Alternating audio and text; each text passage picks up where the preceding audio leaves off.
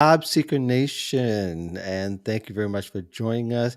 Hey, Job Seeker Nation, we got a lot of things going on this Wednesday afternoon, and of course, we're always joining you at this time. Your 12 o'clock East, 12 o'clock on the Central, 1 o'clock on Eastern. Thank you very much.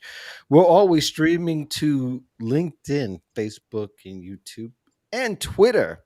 Though Twitter's kind of tricky for any preview, but nevertheless, it does show up there after the show. So I'll be sharing that Oh, following on my nice. blog timeline. Hey, Jack Kelly, Hi. co-host, how are you, sir? Good. I want, you know what? We should do this with Leslie because she's on the RV lifestyle, like Yeah, actually driving down the road, doing her thing. How cool would that be? yeah, that would be You know, cool. Yeah, I think yes, internet connectivity might be an issue with would it? that. yeah, Oh, Well, yeah. well, probably. well, She if your couldn't give partner us the drives, play-by-play that we want, well, you know but what? you If your know, partner drives, we could kind of watch you at work. Seriously, like watch you at work, like what you're doing, how you set up. Because I don't know. And we're jumping ahead here, kind of tell we're how you really work. jumping ahead. But it would be cool to see how does it work somebody living working out of an RV. Yeah, sure. And I can definitely, I've thought about doing like videos to kind of just show what my behind the Yeah. scenes life is A like. So day yeah, in that's the a good life. idea. Day in the life of a digital nomad, and by Yeah. the way, our resident digital nomad is back with us. You can get a hold of her at resume Lezlie. That's with the Z. .com.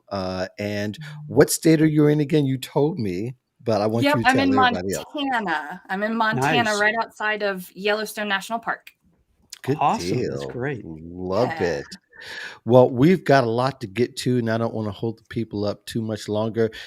You guys in the chat, feel free to say hi to us. Tell us where you're from. If you're from Montana, maybe Leslie can visit you.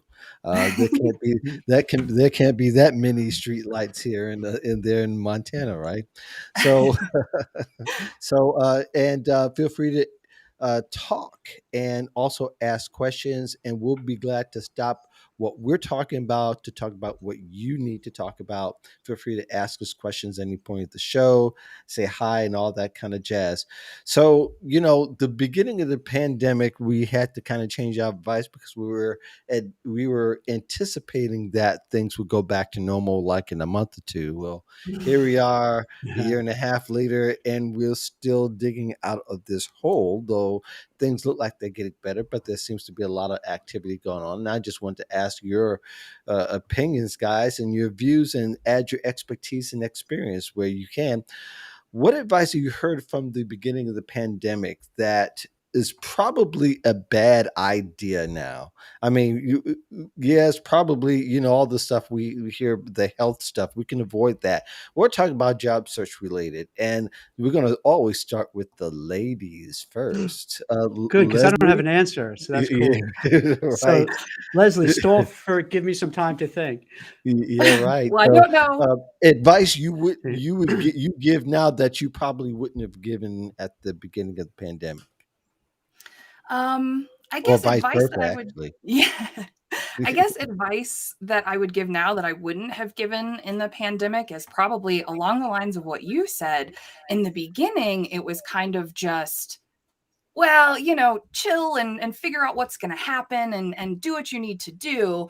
But now that everything has gone on for so long, I almost feel like the advice that we started to give in the pandemic about, okay, it's been a month, it's been 2 months, we're not getting out of it anytime soon. So let's figure out what advice we need to give. I feel like that Mhm, advice is still very valid because mhm, the pandemic is still affecting a lot of job seekers and careers and hiring and all that stuff. mhm. This topic, actually, I'm curious to know from you, or I know, Jack, you said you don't really have an answer, but that was kind of going to be No, my, now I do. You gave approach me to enough this. time. So that's cool. So I formulated Um, something. Yeah, so I think in the beginning, I think the thing was just like wait and see, figure out what the heck is going on, and then a couple months in, we had to, you know, put our boots on the ground and figure out, what needed to happen. So, Mm. as far as that kind of advice for the pandemic, not just waiting to see, but actually for the pandemic, I personally feel like a lot of that is still really valid. So I'd be curious to hear from you, if there's something in particular that you think maybe doesn't really work anymore, and we can kind of go off that. Okay. All right. All right. Well, I'll go ahead and add something so maybe Jack will have some context because I Sure. always ask him before I get myself. But one of the things I think we tended to underestimate is the interview process and how unpredictable that it's become. Mm, And we were giving advice thinking that, the interview process itself from the time that somebody applies to somebody that actually is hiring was a whole lot shorter than it was now at certain points. And I think one of the other things too is that we tend to give a lot of blanket advice, and I think, and I'm speaking to career professionals broadly, is that we gave a lot of broad sweeping advice, thinking that that employers are going to be predictable, when actually they turned out to be very unpredictable during the pandemic. And really, I answer this in some kind of ways that some of them are liars. They say, well, we can't do X, Y, and Z when really they could, they just chose not to. And mhm, but a job seeker has to go off the intel and sort of the patterns of what the employer has had in the back. So I would say is that probably there may need to be a step deeper that job seekers need to go now than we advised them at first, because we mm, really that someone really needs to get to know an employer before they start digging in. That's the best approach. I know a lot of people, they'll just say, well, they just want a job. Well, you can't have the job you really want and do little work at the same time. So that's sort of the kind of thing that I was thinking of in the overall structure. How about you, Jack? So, with the benefit of hindsight, I would say no particular order: buy Apple stock, buy Amazon stock, buy Google stock, buy Bitcoin, cryptocurrencies right at the beginning. Even though when things looked like the world was coming to an end, just load up the truck with all that, and you would thank me afterwards. Right. I would also say, now this is going to sound kind of cold and crass because we're all dealing with different kind of issues and health issues and life issues, but if we knew now what was happening, it would make sense to say, hey, take this time to really, instead of just participating in all the doomsayers and the gloom, to really work on yourself and your career so that, lose weight, work out, take a walk, take a bike ride, study up on whatever area you're in, maybe go for an online certificate, maybe finish up that college degree that you put off forever, and kind of use that time period to really benefit yourself mentally, spiritually, financially, across the board. It's weird. It's too bad. Like if we knew that it would be this long, I think maybe a lot of people would have said, you know what, let me put this regimen together. So then I'll come out the other Hmm. side, being healthier, being stronger, being happier, being more productive, Hmm. engaging in different hobbies. But because it was so piecemeal, we got, all right, doesn't matter. We're going to be done in a little bit. So, Yeah. so Yeah. that's a little different than the pure. See, because I do feel that when you talk about a job search and interviewing and your career, I think it's intertwined with your life. You know what I mean? If you Right. feel good about yourself, if you feel positive, if you feel strong, and I just don't mean physically strong, mentally, emotionally, you're going to do better when you interview. You're going to do better in your job. Where if you're Mhm. not, it's hard. It's hard. We've all seen these people who put on that facade that they're like, I'm doing great, but you could tell no, they're not. So so the two, I think those they all come together. It's not as if, hey, I'm going on a job search and everything else doesn't matter. I look at it as a very holistic way. Mhm, mhm. mm, I think in talking to other career professionals as well, a lot of them feel like they had to become life coaches as well. In the sense, and Leslie, you probably may have felt this more than Jack and I would. Mhm. But the fact that there was a lot of life advice that people really depended on, in asking what shall I do is one thing, but what shall I do in view of I've got to be home now with my kids because they're not able to go to school. I got to be careful now because my husband or my mother has COVID and I've got to Yeah. really look after them. Those are kind of things that we kind of underestimate and we couldn't predict it.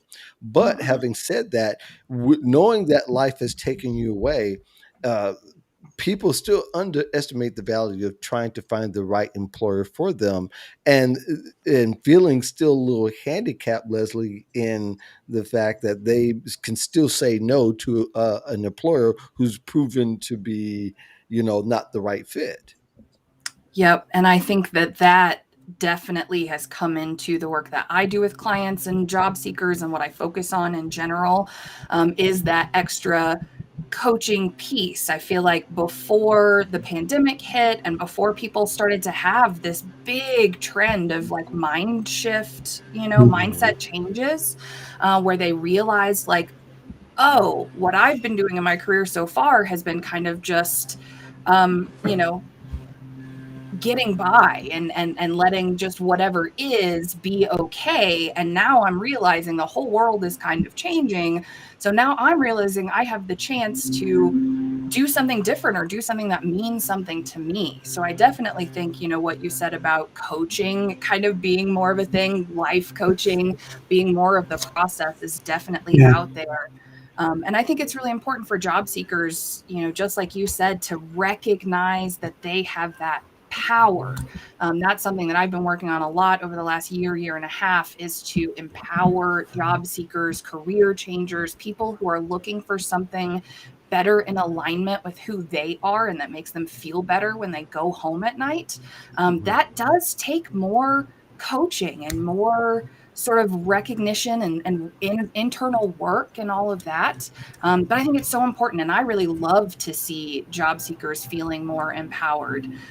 Sometimes I have conversations with job seekers where they go, well, I'm really good at this and this and this. And then I go, well, do you like doing those Mhm. things? And then it turns out they don't. And they have to have this whole sort of, mind shift to say like, hey, I can say no to these things that I'm good at in favor of things that I feel better about. So I think that's really important.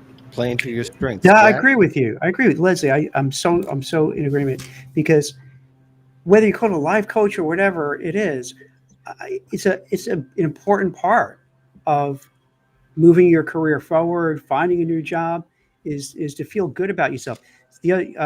Just the other day, I spoke with Elaine DeHaze, who's the CEO of Adecco, and it's one, if not the largest staffing agency in the world.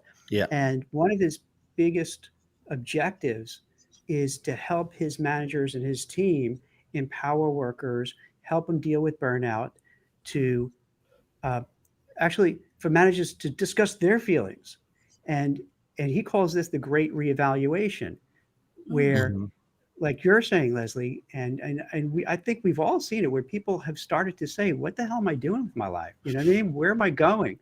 Do I want to do the same thing for the next 5, 10, 20 years? Maybe not. And then how do I do something different? And as Leslie pointed out, how can I find something that offers more meaning, more purpose? Um, and this is a thing. It never, like pre-COVID, it talked about it, but think about it. We really didn't talk that much. And Mark, you could probably appreciate this because we're about the same age. Like growing up, you never talked about this stuff. You Mm-mm. never said like, hey, let's talk about my feelings about work, and let me talk about my emotions, and I want to let's think about mindset. It was unheard of, at least where I grew up. I mean, that wasn't a thing. But now with the pandemic, it's opened the doors that it's cool, that it's fine, and I think that's net positive for everybody, Mm. because It's then you could needed. really, right? Because then you could really do what you want to do and what makes you happy. Yeah, yeah, and by the way, I'll send a shout out to Deco too because I have talked to their CHRO a few years back for the podcast, Jim Thompson, if he's still there. But I will say that Maybe adding get him on, on. We can get him on the show. yeah, yeah, he's not a real technology guy, but Okay, okay. I think the thing that, and I'm hearing buzzing on somebody's end. Uh, I think one of the things that's really challenging for a lot of folks is that they realize the culture change that needs to take place, and they want to take place, but it's so largely ingrained in tradition that it's hard to filter through that anymore, because you could have a group of people can stop a whole show for a lot of folks, and things never really get addressed. But I think ultimately, for a job seeker, they have to kind of know what they're getting into. Is the culture in such a way now, is that, are they pro vaccine or are they anti vaccine? Are they pro personal time off or are they anti personal time off? You have to kind of know these things, because people want to shift to something's meaningful to them, and it could be, straight head down, and all I want to do is work. And that's not always feasible for everybody, but there are people who are out there that have to have that kind of thing. Annette said one of the worst jobs that she had was, and I'll bring it back up on the screen again, just lost it. Worst jobs I ever had because the company was a bad fit, and she thought your ideas were great. And I think that you have to kind of go with the companies whose ideas and MO is a great part of what you value as well. Mm. Elaine says, and thanks for you guys, Annette and Elaine, for joining in. This is a wonderful time shift. Let's see. Time shift to do more meaningful work. I actually just landed a job yesterday at a local nonprofit. Woo! Congratulations. Woo! So excited to do something that more aligns with my values. There's somebody else that attends our series here, Jack. That I think is Simone. That she says that she had just left because, not because it was just a lousy job, because of lousy leadership. But that could be a thing too. But I think all in all, people do have the right to walk away from bad deals, even if it means a bad deal for their career. So I think it's great that people are able to get what they want. And again, Elaine, congratulations, 15 months of being unemployed. So we're really happy for you. Congratulations. Glad that we were in your ear somewhat. I don't know how much of our advice you actually followed, but that's okay. It doesn't matter. But all in all, Leslie, do you have any parting shots for this particular topic before we move on? No, I don't think so. I think we've covered it pretty well. Okay, good. Jack, you always have a parting shot waiting, but I have a party shop, but they started blowing the leaves across the street, so that's yeah, where you hear that. right. This Timing is is everything, this is isn't it? this this is when you work from home, Yeah, and you're in the suburbs yeah. all day long. You hear this. Particularly when you try to take a nap at mid afternoon, that's what I get hit with. It's when you take a nap, when you just want to do some work, or next door the kid playing basketball all day long. Yeah, yeah, Even a year and yeah, a half, I'm still trying to get used to this whole remote with all these distractions that yeah. go on. Well, But no, I'm good. I hope the kid at least plays high school basketball. I Let's don't know. I don't know. I don't know.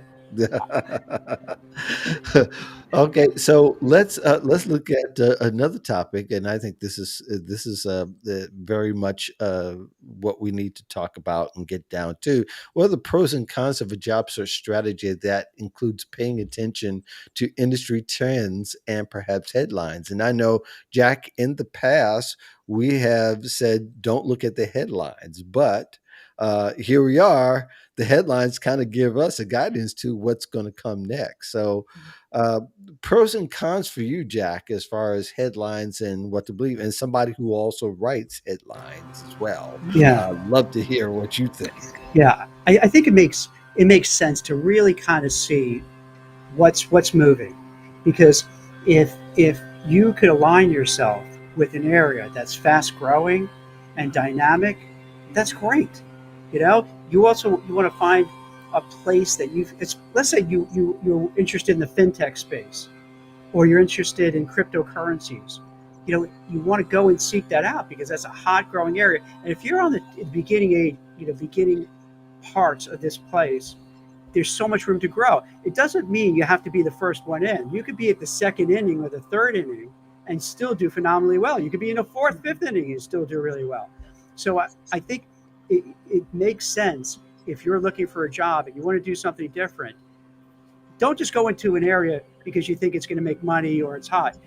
You have Hmm. to align yourself with that you feel that this is something you're interested in. Let's say you're interested in Bitcoin and cryptocurrency and Dogecoin and Ethereum. Then you know what? Say, hey, let me get a job in that area. Let me go into that space because that's growing and I could be part of that growth. And, you know, the curve is huge on that, because if Hmm. you're, let's say, conversely, at a big investment bank, just to compare apples and oranges a little bit. So let's say you're JP Morgan and Citigroup, great companies, fantastic companies, but Hmm. there's like a gazillion people working there. So you're siloed and you have to stay in your swim lane. If you go into a fast moving fintech or cryptocurrency, you're going to juggle 10 different balls. So your 1 year at that place is probably equivalent to 5 years at a bigger shop. And it's nothing wrong with the people who work there. It's just that's the nature of the business. You get really good at your silo, but you don't do everything else.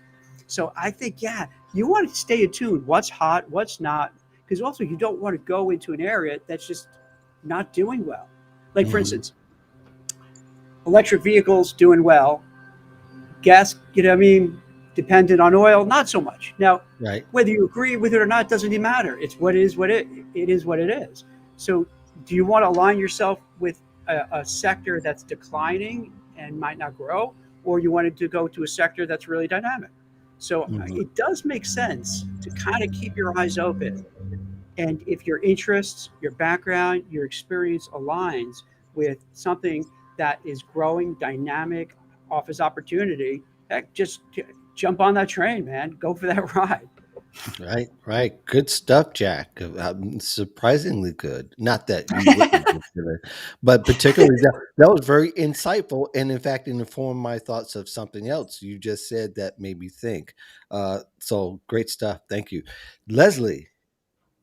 Yeah, I agree with Jack. I think, especially now with as much sort of turmoil as there has been in the last year and probably will continue to be for a while in certain industries, I think it's really important. And this is something that I work on a lot as a career transition coach. So I'm working with people who are specifically looking to like do something different.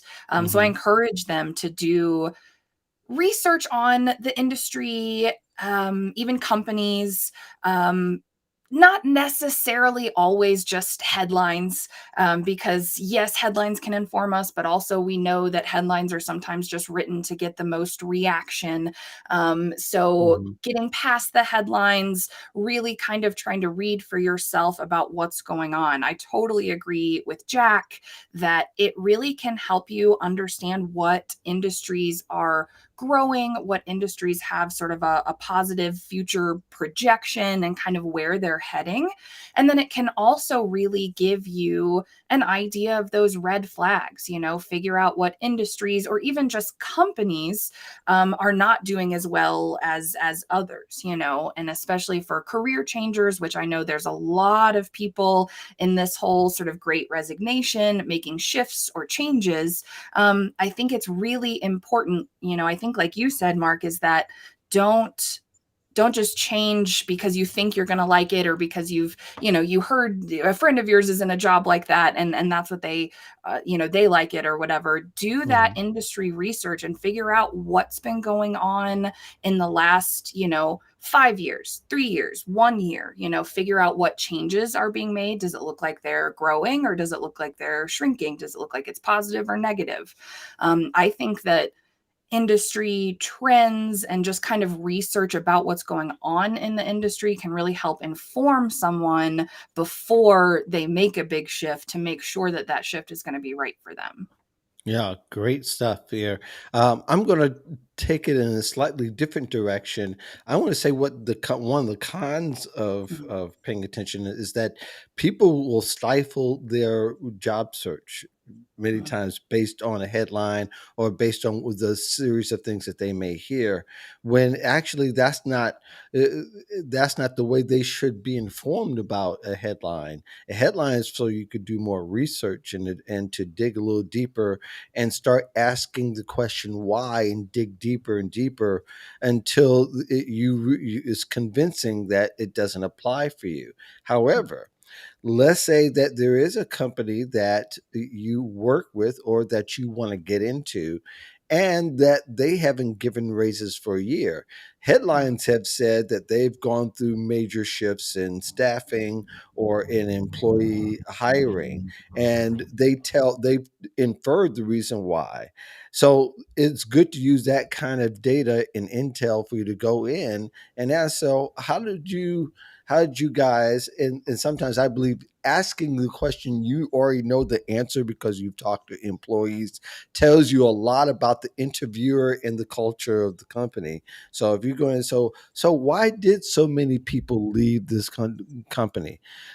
In some cases, you're going to get some answers like, well, they started asking me about being vaccinated. So I left. And there are some people like that. That's very formative. I'm not throwing judgment at all around this particular topic, but those are the kinds of information that you're going to need to know at this particular point, and maybe forever, that you should start paying a little bit more attention to, because you know people do end up working for companies that end up going out of business later, and the tea leaves were already read.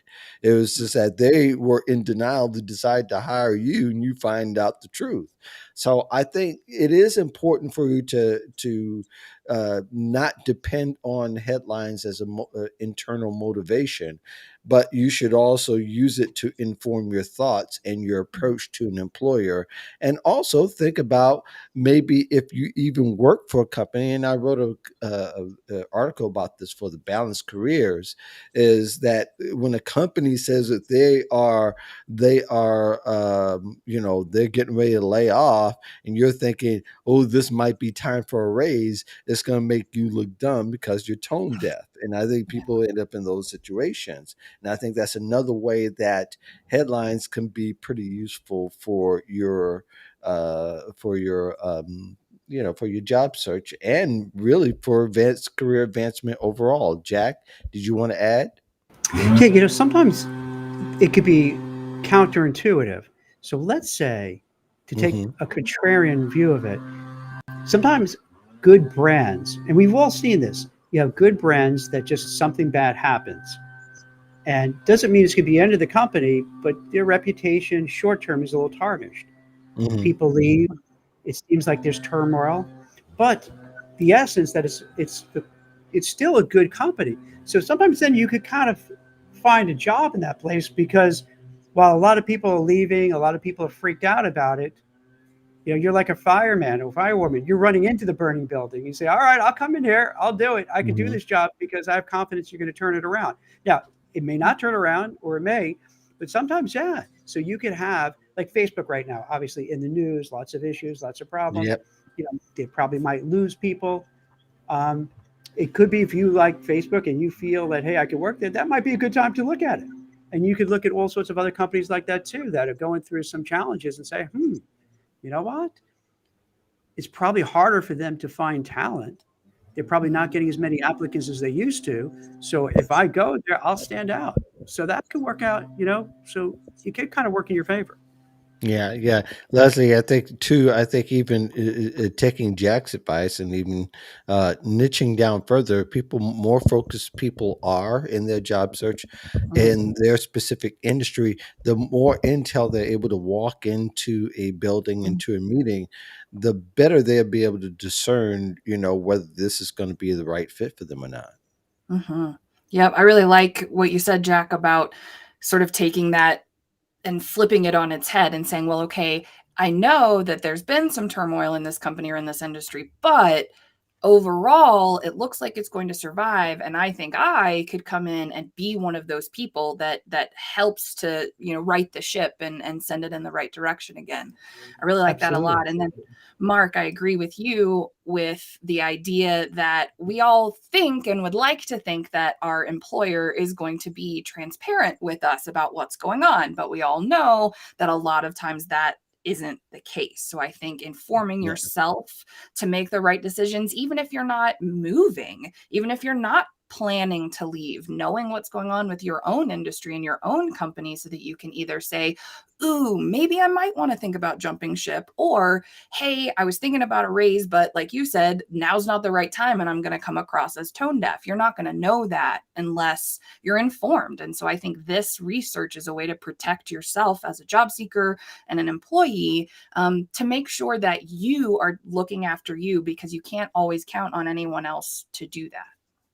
yeah, yeah. I think when people are more involved in their industry, and I know a lot of people, I get it. Some people just want a job.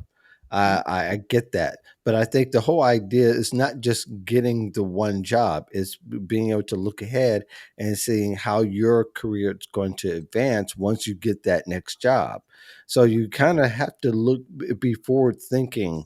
You can no longer be a static, if you will, and you're thinking about a career that this is the stop, this is going to be it, because things evolve and shift so quickly, uh, practically quicker than the speed of sound, so to speak. But all in all, Jack, in your industry, probably is a little bit different when we talk about banking and compliance and all Yeah. that. So yeah, let me give you a real life example. Well, first, let me ask you a question. If you guys know New Jersey law, if they spend too long kind of blowing the leaves, Uh-huh. are you allowed to murder them, or is that against the law? Does Um, anyone know, like in New Jersey, how those laws are? I'll take the Is that senior answer. It depends. okay? Yeah. Right. How long if they keep doing it without stop for hours? Then Exactly, it's And what exactly. time is justifiable it? Is homicide. it the middle of the Yeah. night? Yeah. Yeah. Yeah. Oh my God, who's so loud here? So let me give you a real life example. So what happens with the people I place are compliance, legal, risk, audit, and oftentimes a big bank, financial institution, hedge fund, private equity, has a problem. There's a big issue, and then there'll be some candidates that, oh, I don't want to go there, and I get it because they're a little worried about reputational risk. Maybe it won't turn around. There are others that say, hmm. And I think it was today or yesterday, I was looking at the Wall Street Journal, and Robinhood. We've all heard about Robinhood with the meme Hmm. stocks, and then a lot of issues when there was crazy amount of trading going on there, and they didn't allow people to access their accounts and whatever the case may be, and kind of a mess. Lo and behold, I see Ben Malecki. Boom, he's the new CCO, Chief Compliance Officer, Robinhood. So he probably looked and said, "Hey, listen, I trust the brand," and I don't know this firsthand. So, but I'm surmising, he probably, look, he understands the brand, he knows the company, he feels confident that they're going to weather through this storm, and he's willing to take that chance and say, "Hey, I'll become head of the compliance department because I feel that I can help make this a better, company and do whatever it Hmm. takes to do." And that takes a lot of courage to do that. But that's how sometimes with careers, how you really make your career. Because let's say he does that and he does a great job, he's always going to be remembered as that guy who stepped into the breach and Yeah. took on the challenge, dealt with the regulators, dealt with angry investors, dealt with the media, succeeded. So from here, like I've seen this happen, time and time again, then he becomes the go-to guy. So then when another company is in the same spot, guess who they're going to call? They're going to call him and say, "Hey, Ben, you want to come join us here?" Because they know he was able to do it. So yeah, so sometimes these things could lead to It really, presents if you see a solution to a problem that's yeah, especially a large one, you can be that person and build a reputation built on that. and completely Yep. make your career. You know what I mean? Yeah. Completely just catapult you like 10 levels, 10x times what your peers are doing because you just took that Yep. chance.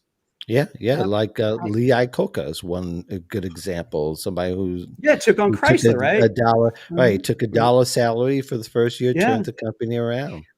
So you just Wow. never Yeah. know.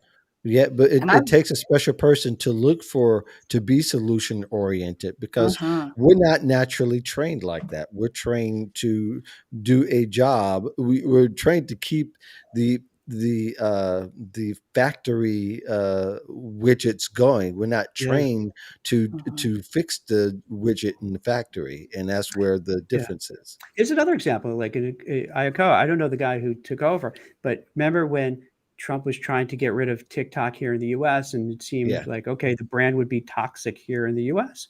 And lo and behold, nothing really ever came from it. But meanwhile, TikTok and Mark, I think we talked about it like another episode when we were, talking about maybe putting your resume on TikTok. the jobs. And Yeah, now there's more. The last I read about, there are more people going on TikTok than on YouTube, which is mind blowing. Mm. So the yes, it person is. who stepped in to become the CEO of TikTok at the time, they were probably, his peers were probably snickering, oh, what, this is the end of his career. What is wrong with him?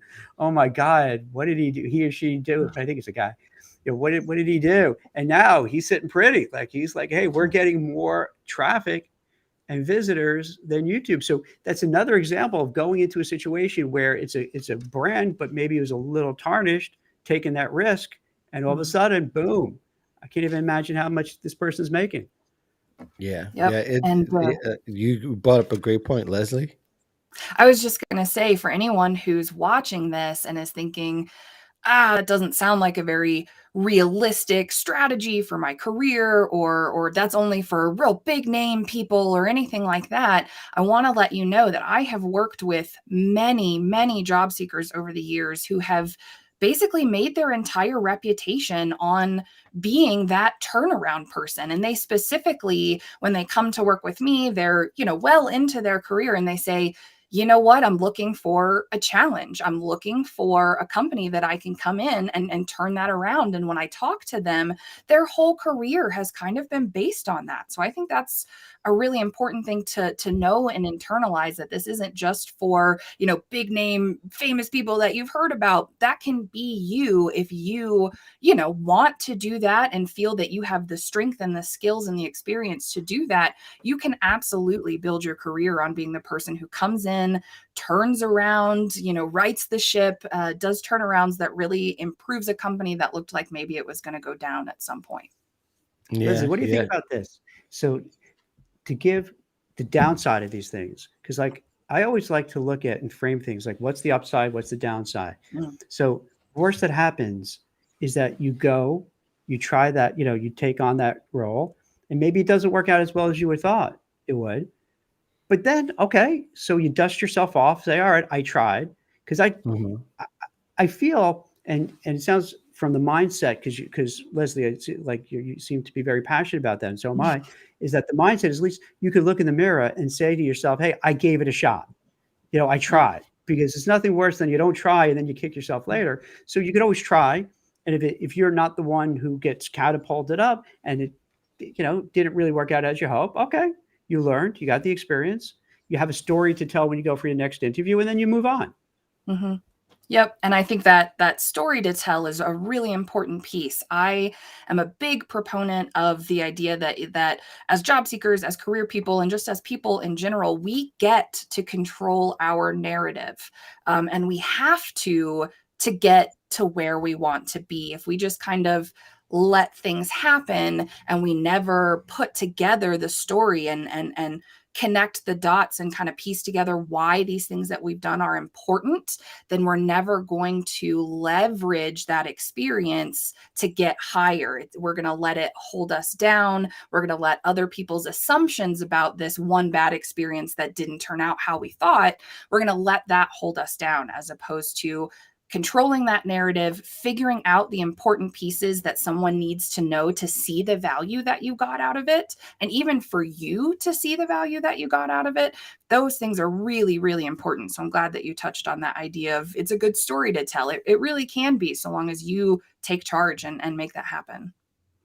And really, that's what social is about, right? Part Mhm. of social is being able to take charge of the narrative, being able to put it out there. So, in case there is somebody or someone that is watching that it resonates with, they're going to be the ones that either refer you or be able to help you in some kind of way, and they won't mind doing it. And that's why we promote people being able to do that. Now, I think there's sometimes that things go a little bit too far as in the spirit of transparency, and that's up to each individual to kind of monitor and manage that for their own. But ultimately, they can put together a narrative that attracts other like-minded people and other people that could actually be helpful to you. And every now and then, an employer that may see it and say, that's the kind of person and that's the formula I have for my company, and I'd rather have for my company." So you're giving people those tools as well. Anything else for anybody to add?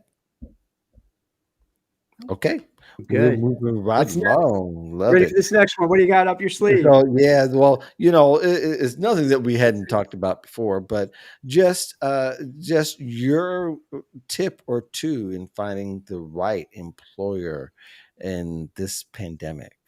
We'll start with you, Jack. Um, I think the key is this.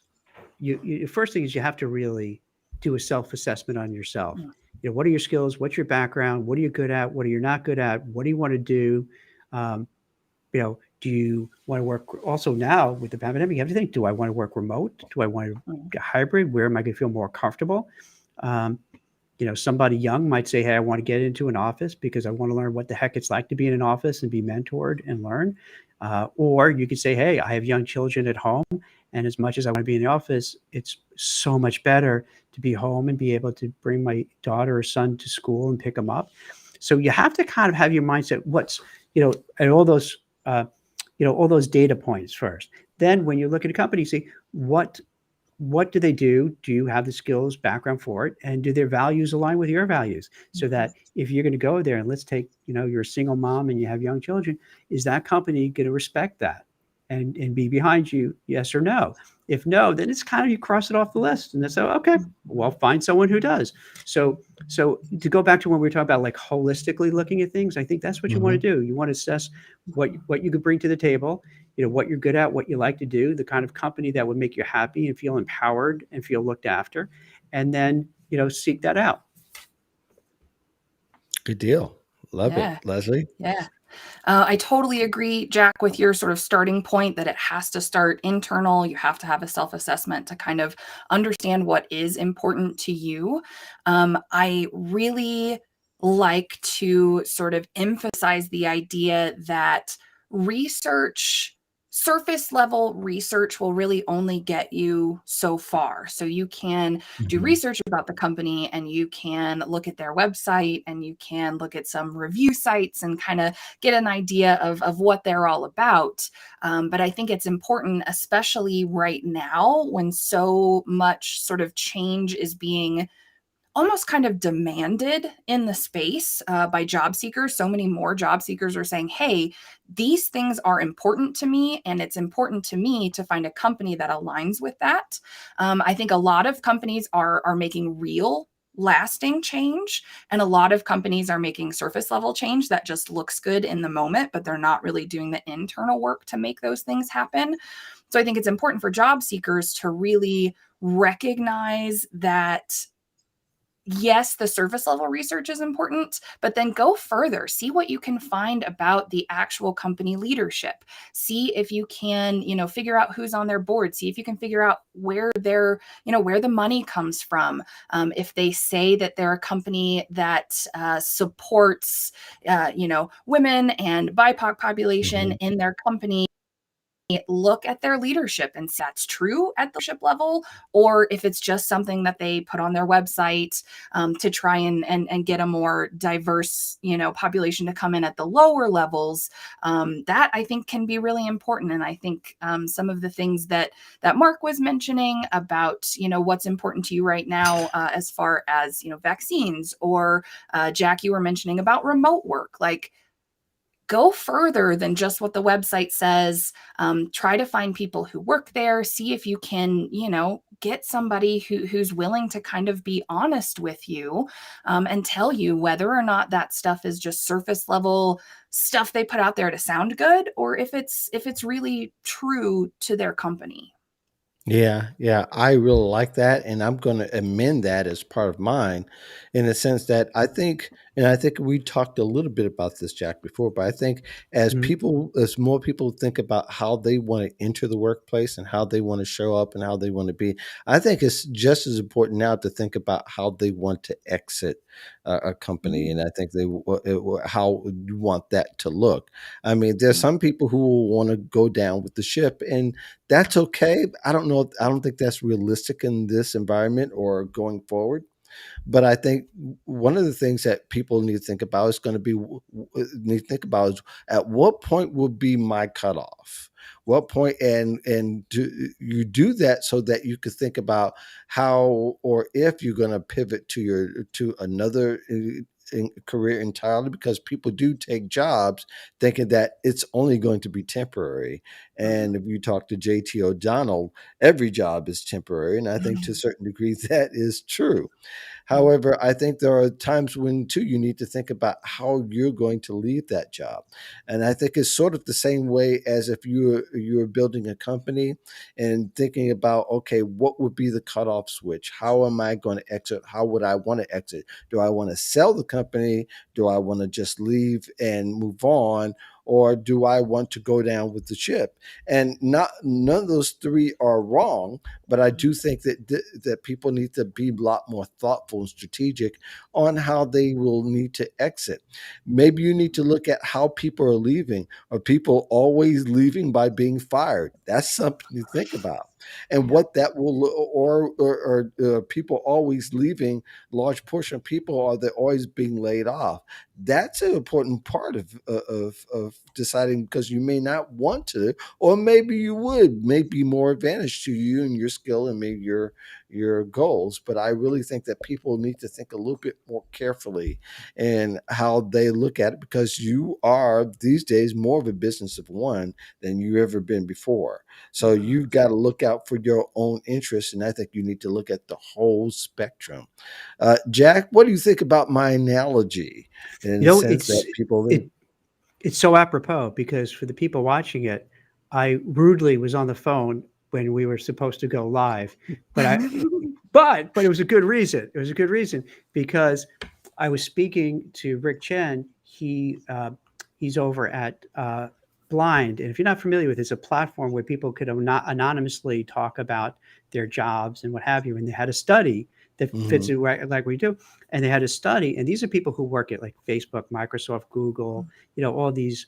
It skews towards these top tech companies, and they did an interview, a survey, and they found that people were just quitting without telling their bosses or HR. They just ghosting out, leaving, and which that's not, that's like one of the cardinal things that you're not supposed to do. So it's kind of interesting.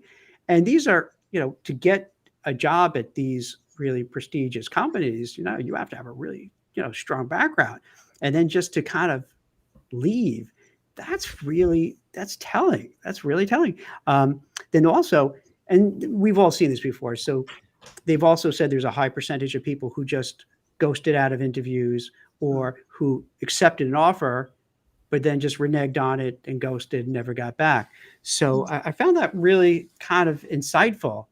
that that's happening at that level, because we've all seen it. A lot of sectors, they're small worlds, so people tend to know each other, and it's very easy to burn bridges and for word to get around. But I don't know. I don't know if this is the sign of the times, or maybe I'm too old fashioned. And So, there's I was going to say there are a couple of wrinkles to think about it because the thinking is, well, you don't get warned if you're fired. mm-mm.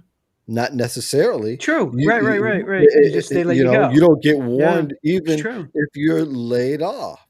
What do And you with think, the Leslie? What do you think? Like, how Well, is? I was yeah, gonna ask if you think Yeah. it's telling, especially I'm not really sure what to think about the folks who, Yeah. like, get an offer and then just ghost out and never, come back. But when we're talking about not doing those exit interviews, I'm curious, what you think is telling about that. Because to me, it makes me wonder, well, because like you said, to get a job there, you have to have an impressive background. So Yeah.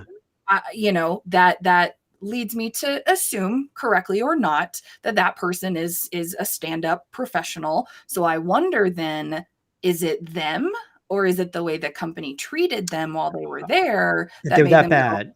you know That the company what, was never that like mind. bad. You mean? Yeah, Yeah. yeah. yeah, So I don't. that's a good I great Yeah. I question. definitely support job seekers, and I support the idea that, look, most companies, at least right now, and some things are starting to change, but a lot of companies just look at you as a number, as someone who helps facilitate the income and revenue. And I do believe that as job seekers, as individuals, we all have power, and we all have the right to be treated well, and to find a company that does that for us. So I definitely think that there are times and situations and reasons where skipping the exit interview is totally valid. It all depends on how you've been treated. But I think for companies that treat people well, I personally, if I were in one, I think I would try to go, do all the steps that are necessary, to make sure, including the exit interview or anything else, to make sure that that company gets everything they needed from me, because, ideally, I also got what I Hmm. needed from them. Leslie, Well, what do you think about? I think it's partially also a signal, and I think we talked about this on another show, Jack. Partially, it's a Mhm. signal that the 2 week notice is over, that we Mm, traditionally know Huh. it as, and that perhaps that there could be just an agreement. I don't know if I'm down yet with the just completely ghost the employer that I worked with and people you worked with for a year. I don't know if I would personally do that, but I'm old. What do you expect, right? You have a certain way that you think that it should It is be. interesting. It, Do you think it's like does that factor into, you guys mm, think yeah. that, like, let me I ask think it Leslie, does. this is what I was curious about too, is do you think, as I'm a Gen Xer and Mark is a Gen Z, I think, right? You're Me like too. 22 or something like In my that. dreams, So yeah. so and I guess you're a millennial, right, Yep. Leslie? Yep. Could it be because, like, I could just speak for, I don't want to speak for my whole generation, but Gen X's seem, we came where there was some technology, but like most of our lives wasn't. So we're Mm, used to having these face-to-face conversations, no matter how uncomfortable it is. But it seems like with Gen Zs and millennials, it's much more, you know, I don't say hidden behind tech, but you have the tech as a buffer. And do mm, you think when you kind of give notice, and like you were saying, that they call you in to have the exit interview, that's so uncomfortable. It's so awkward. yeah. It's so tense. And then I could tell you this as a recruiter, then what happens is they try to counter you, because if it's a hot job market, they know if I have to replace Leslie, it's going to probably cost 20% more. It's going to take like Mm, 3 to 6 months. It's going to take so much time and effort. We're going to have to hire a recruiter. Let's just give her a raise. And that's mm, it. And whatever. And then it's very uncomfortable because now they bring in not only your boss, but HR, your boss's boss, and they make you feel guilty. They cajole you. So I wonder, is that maybe, like, let's say for millennials that are not comfortable in that environment, and I'm completely generalizing, it might not be fair for me to say this, but do you think that's what it is? And they're like, you know what? Screw it. I'm just going to leave. I don't want to have to deal with this. I definitely think that that could be the case for some people. I know for sure that there's a generational gap when it comes Hmm. to speaking on the phone or speaking in person, between, your Yeah. generation and up and my generation and down. Um, for me personally, I have always tried, it's always been a big deal for me to keep my side of the street clean, so to Yeah, speak. And so Mhm. I have personally kind of always pushed myself to do the uncomfortable thing if I yeah, knew that's the right thing to do, then I'm just going to do it even if it's uncomfortable. I'm not sure I can really give, a whole sort of view of that. I definitely think that's probably true for some people. But I also think, and of course, I'm what I like to call an elder millennial. There was a yeah, comedian that sort of coined that term. So I'm definitely on the older end of yeah. millennials. So I grew up with phone calls and those face-to-face conversations, So and so I okay, think even micro generationally, there are some difference between the older and the younger millennials. I would hope that that's not the only reason that this is starting to, fall by the wayside. I would hope that it's not just about, oh, I don't want to be in an uncomfortable situation. I would really hope that there are people out there that still understand the importance of uncomfortable situations, regardless of if it's this or something else. But I do think that's an interesting thought, and I think that that's probably true for at least some folks out there, especially on the younger side. Yeah, I think people need to be informed Yeah. before they react. I think overreacting is also possible. Yeah. And you never know how people connect it these days. I always said, and give an example, how I've had a past client who interviewed with somebody that was connected to a current boss, and that Mm, didn't go so well. mm, So in that particular case, yeah, we're no longer 6 degrees of separation. I think I said that just a couple of weeks ago. I yeah. think we're only two or three, relationships away from potentially having interviewed with someone's boss and somebody who may even know your reputation already. So I think it's some things we need to give a little bit more careful thought.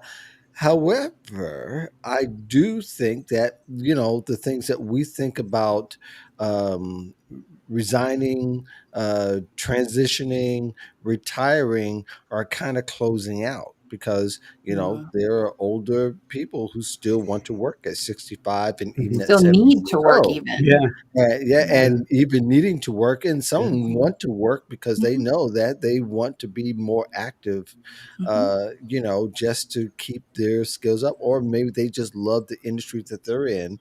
I'll probably go past 70 in this industry, Yep.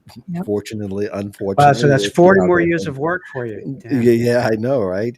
But I My think I think ultimately it being a early baby Yeah, boomer, yeah. uh, is that I think the way we think about jobs, we need to tear a bunch of what we thought Mm. down. It doesn't Yeah. apply as much as we think it is. So we are 4 minutes from the top of the hour. First of all, I two things I don't want to forget. I want to congratulate Jack on your September 21st article. It's nearing 127,000 reads. Did you know that? Nice. No, which one's that? It's That was the one oh, about Google paying 2 oh, billion yeah, for right. Uh, that Dude, was that's a very right. popular. So when you talk about Leslie's, so Google bought a building in Manhattan for like 1.2 billion. I'm like, mm. what does that mean for remote work? I mean, they're not buying a building to keep it empty. They're No. buying a building to get people in there. Nope. So yeah, That that's could opens be up the door. And this is what's so weird about this environment now. So like on one hand, you have Google buying that big building, so clearly they want to bring people in.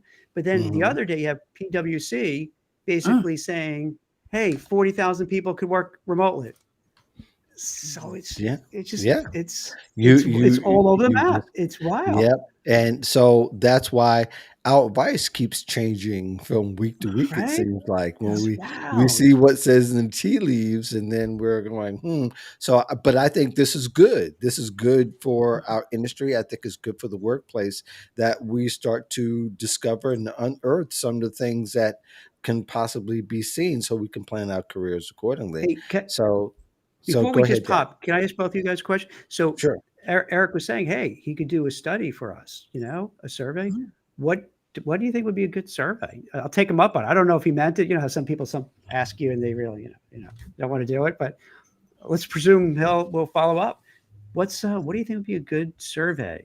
that For we want to me, I know? automatically think of what are attributes of the right employer.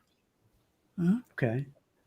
I know that's kind of general and probably get more specific, but I think they like edgy ones. From seeing what they do, they like a little edgy stuff. You know what I mean? What perhaps. do you think, Les? I What do you think? like the push towards remote work, and maybe I'm biased. I've been a digital nomad for 4 Yeah. years now. But I think that remote work in general, especially having the option, maybe a split where you're in sometimes and then you're Mhm. not.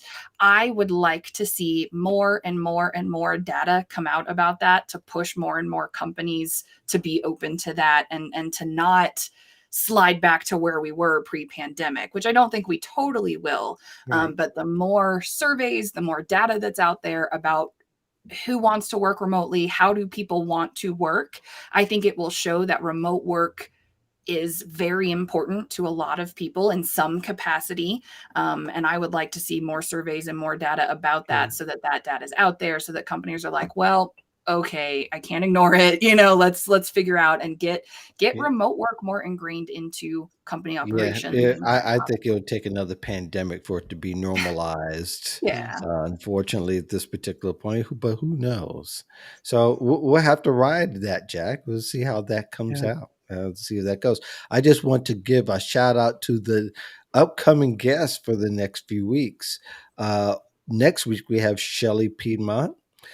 And then Oh, after that is Andrea Kopel, Sweta Regmi, Matt Warzel, and Lisa Plain, who is my search dang. partner. That's a great lineup. Yeah. Yeah, so it's going to be a great lineup in the next few weeks.